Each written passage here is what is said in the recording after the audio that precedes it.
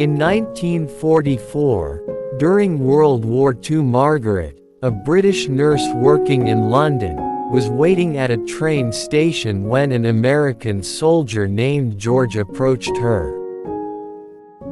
He asked if there was a faster way to get to the hospital. He wanted to see his wounded friend.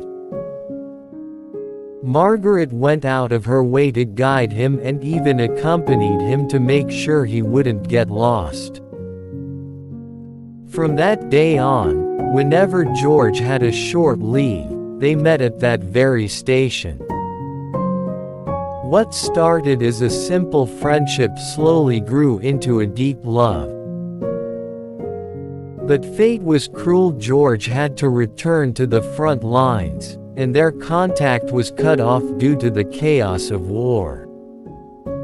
Margaret thought she would never see him again. Years passed. She never married, continuing her work as a nurse, but every time she passed through that station, she would glance at the platforms, just in case. In 2001, an elderly American man with a cane walked into that same station, asking the staff if they knew a nurse named Margaret. By a stroke of luck, a young employee had heard of her. His mother had worked alongside Margaret years ago at the hospital. They arranged a meeting. When George and Margaret saw each other again on that same platform after 57 years, they stood in silence for a moment.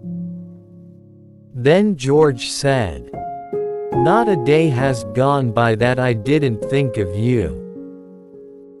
Margaret smiled and replied, "Me too. That's why I'm still here." A few months later, at the ages of 78 and 82, the long-lost lovers finally married.